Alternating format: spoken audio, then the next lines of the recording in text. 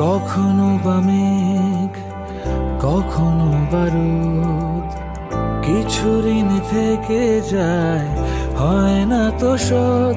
সুখ পাখি উড়ে এসে বাঁধে যে বাসা, কেউ হাসে কেউ কাঁদে কেউ খেলে পাশা। কত কি রয়ে যায় গোপনে, আশা নিরাশা এ জীবনে।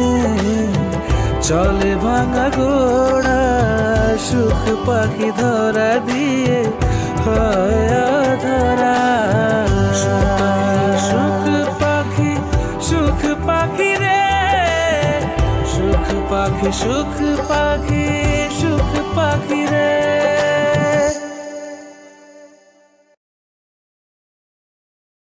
আপনি আপনার ছোট ছেলে ছোটনকে বলবেন, ও যদি সজ্ঞানে আমাকে কবুল করে থাকে তাহলে আমি আমার অধিকার থেকে এক বিন্দু ওকে ছাড় দেব না। আজই আমি আমার অধিকার চাই এবং সেটা আমাকে দিতে হবে। মা,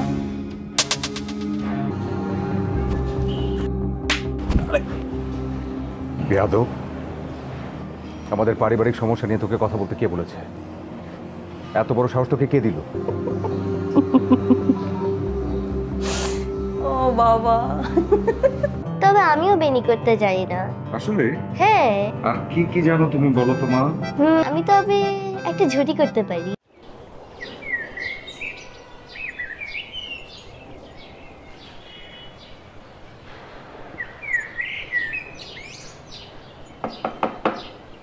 ভিতরে আসবো বিয়ান সাহেব?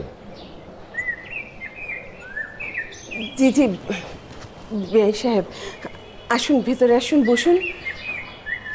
বিয়ান সাহেবা, আমি বসতে আসিনি, আমি আপনার কাছ থেকে বিদায় নিতে এসেছি। দুপুর হয়ে গেল বিয়ান সাহেব, দুপুরের খাবারটা অন্তত। খাবো, পেট ভরে খাবো, তবে এখন না। বাড়িতে শান্তি ফিরে আসুক, তখন একেবারে পেট ভরে খাবো। এখন আমার গলা দিয়ে কোনো খাবার নামবে না। সুতরাং বিয়ান সাহেব, বাড়িতে কিভাবে শান্তি ফিরিয়ে আনবেন সেই ব্যবস্থাটুকু করুন। বিয়ান সাহেব, আমি আমি দরিয়ার মাঝখানে বসে আছি, 2 পাড়ি সমান দূরত্বে।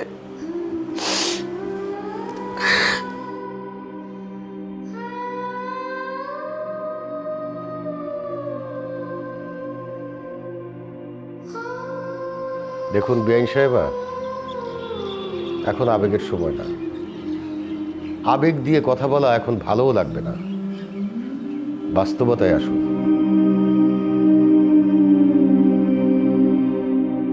বাস্তবতা হলো, আপনি আমার মেয়ে মিলি এবং আমাকে কোনোভাবেই দায়ী করতে পারেন না।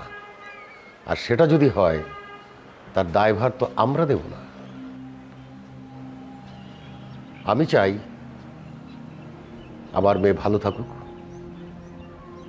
আমার মেয়ে ছোটদের কাছ থেকে সম্পূর্ণ স্ত্রীর মর্যাদা বুঝে পাক, সেটাই চাই।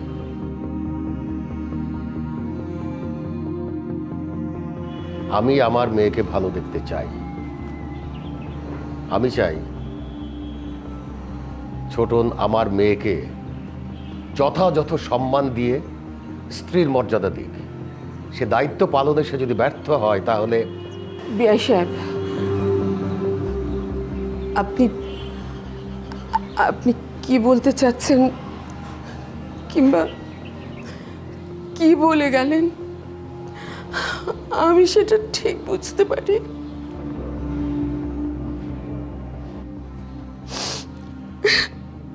কিন্তু বিয়ান সাহেব, আমাকে যদি হাসির মঞ্চে দাঁড় করিয়ে দেন, তাহলে তাহলে আমি একই কথা বলবো।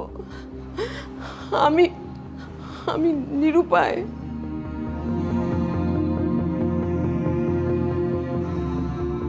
আমার ছোটন কিভাবে খোকনের সামনে মিলিকে নিয়ে সংসার করবে বিয়াই?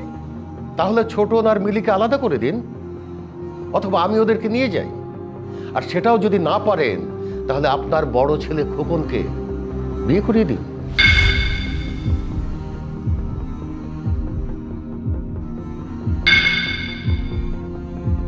বেআইন সাহেব, আমি এখন আসি। বেআইন সাহেব,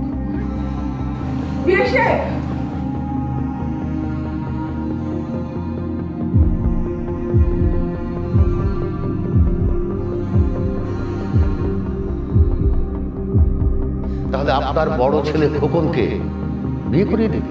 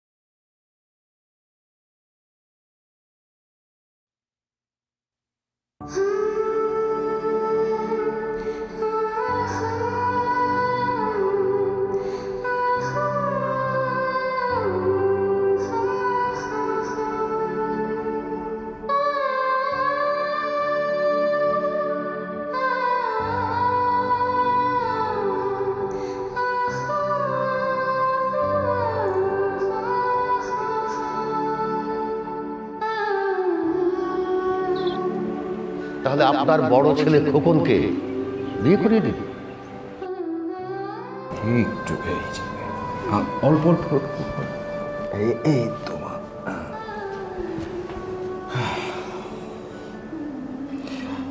আর একটু ভাত নেই মা? কই রাখবো? পেটে। পেটে? পেটে তো জায়গা নেই। এবার তুমি খাও। আমি পরে খাবো। পরে খাবা কেন? এখনই খাও। আচ্ছা ঠিক আছে, আমি তোমাকে খাইয়ে দিব। তুমি খাইয়ে দেবে? হ্যাঁ, আমি খাইয়ে দিব।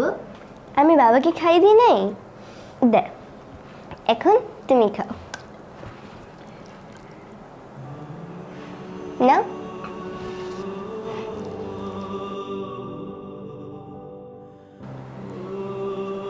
নাও খাও। তো বলো তো, আমার হাতে মাখানো খাবারটা খেতে কিরকম? অনেক মজা। আমার বাবা বলে অমৃত।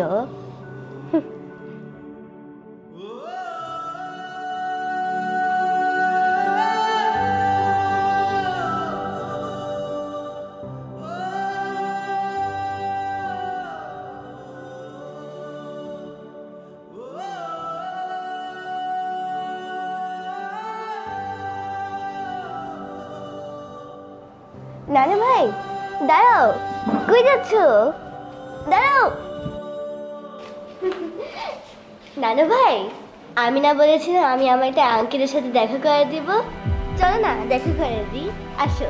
না না না ভাই, খাবার টেবিলে থাকলে কথা বলতে হয় না।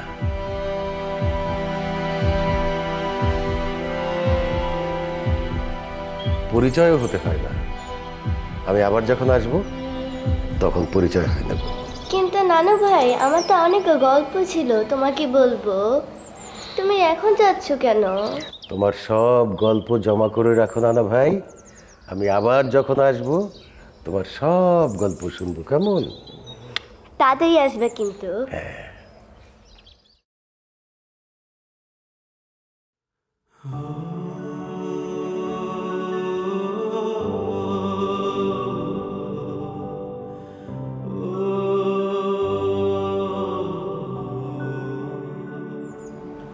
আঙ্কেল আসো।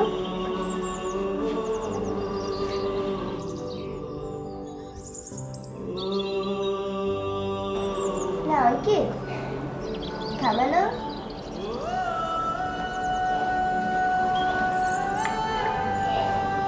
না।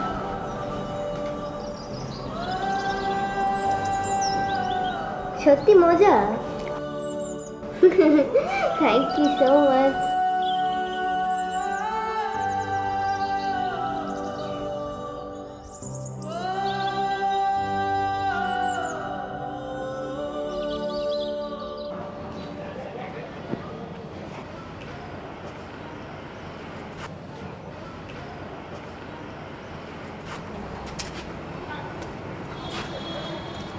ভাই কি অবস্থা? আসছিস? তুই তো আমার ছাদ এখনো চিনিস না। আমার ছাদে আসতে হলেও তোকে ফোন করে আনতে হয় আমার। হ্যাঁ না ভাই, কিছু বলবেন মনে হয়। হ্যাঁ বলবো, শোন নিয়ে আসছে।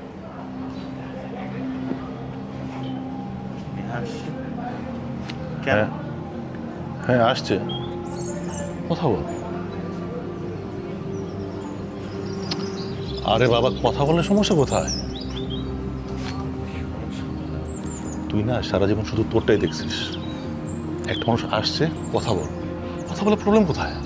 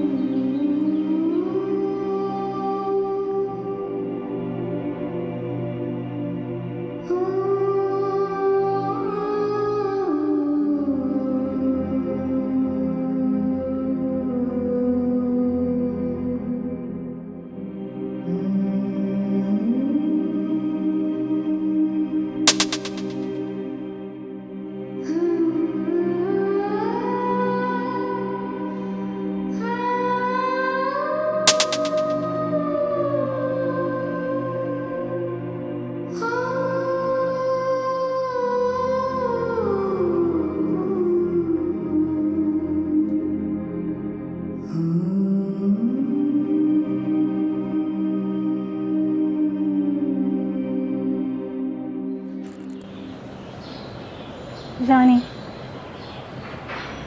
জানতে চাইবে না কেমন আছে,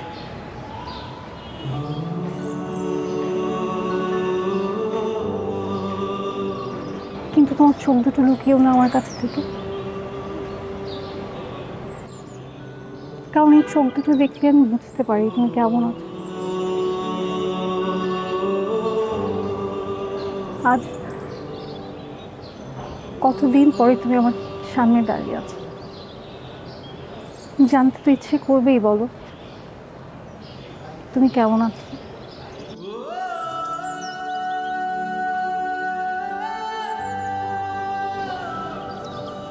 আছি, ভালো আছি, বেশ আছে। ময়না পাখির মতো শেখানো ভাষায় কথা বলছো তুমি। তুমি জানো না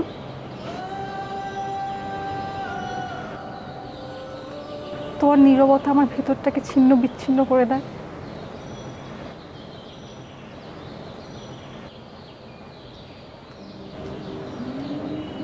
যদি কেউ যেতে চায় তাকে যেতে দেওয়াটাই ভালোবাসার শেষ সত্য।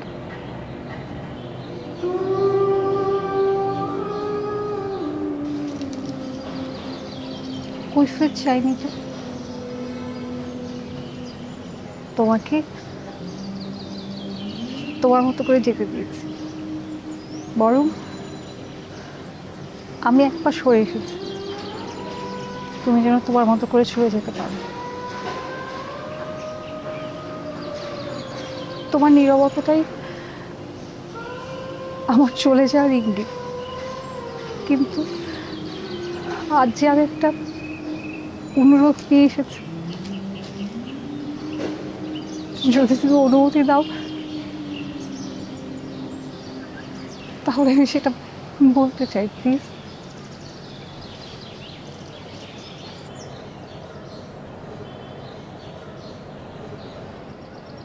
আমি হয়তো শুনতে পারবো, কিন্তু কিছুই করতে হবে না। ভারী বোঝা আমি তোমাকে বলতে বলবো না, শুধু এটাই চাই, অনুমতি চাই আমার নামটা আমি তোমার নামের সাথে জুড়ে নিতে পারি।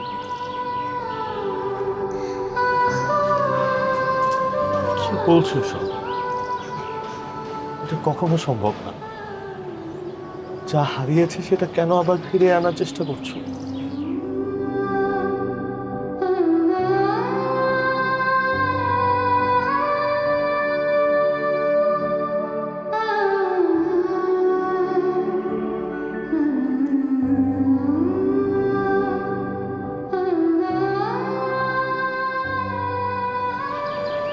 তাকে কখনো ফিরে আসতে দেখেছো? আমি তোমার কাছে মৃত আত্মার মতো, ভুলে যাও প্লিজ।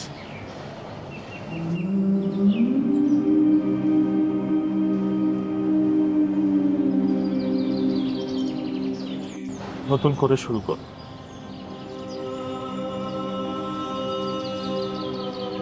প্লিজ নতুন করে শুরু কর। বাবাও একই কথা বলেছে। আমি বাবাকে বলেছি আমার একটা ঠিকানা আছে, সেই ঠিকানায় মানুষটা ঠিক নেই, কিন্তু নামটা আছে।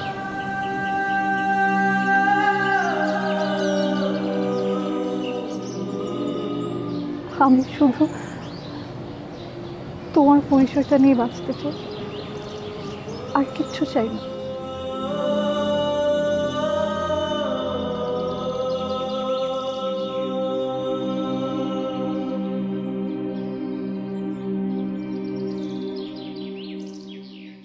যদি কেউ কখনো জিজ্ঞাসা করে তোমার পাশে এই মানুষটা কে, শুধু বলে দিও আমরা মানুষ।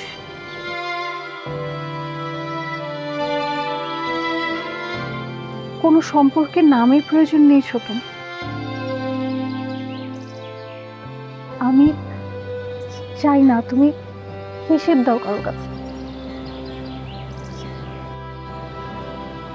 শুধু চাই তুমি স্বীকার করো বিনা দ্বিধায়।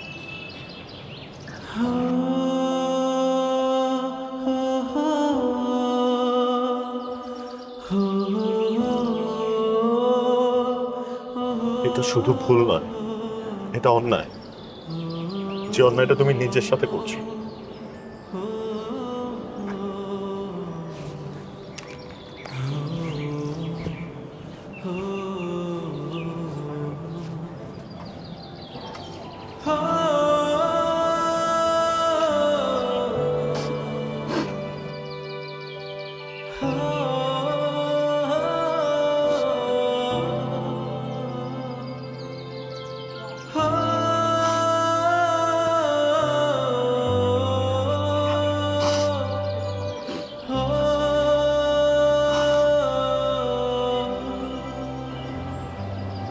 এত বোকা কেন?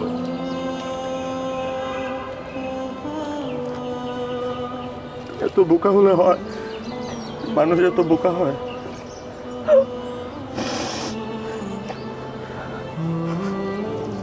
তুমি একদম ভেঙে পড়ছো। ভেঙে পড়লে হবে না, ভেঙে পড়তে নেই। তুমি জানো তোমাকে হারানো আমার কাছে মৃত্যুর থেকে বেশি তীব্র ছিল, কিন্তু দেখো দেখো আমি বেঁচে আছি, দিব্যি বেঁচে আছি। বেঁচে থাকতে হয় না, বেঁচে থাকতে হয়।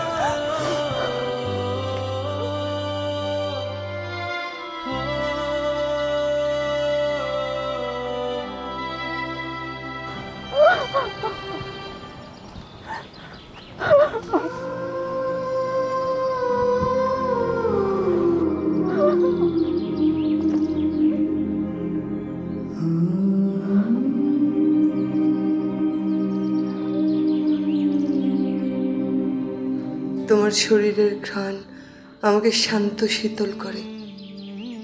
তুমি জানো না, তোমার চোখে চোখ পড়লে খুটখুটে অন্ধকার ঝড়ের রাতেও আমি দিশা খুঁজে পাই।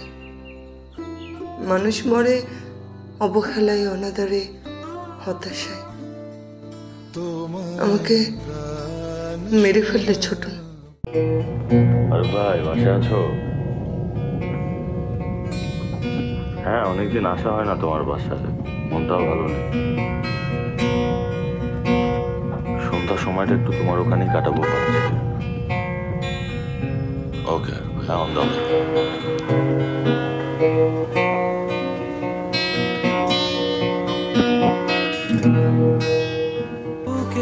বাঁধে যে বাসা কেউ। এই যে এত বড় বাড়ি, সয় সম্পত্তি, ব্যবসা বাণিজ্য সব দেখাশোনা করে আমার বোন জামাই। তুমি বা তোমার ভাই তোমরা কেউ কিচ্ছু করো না।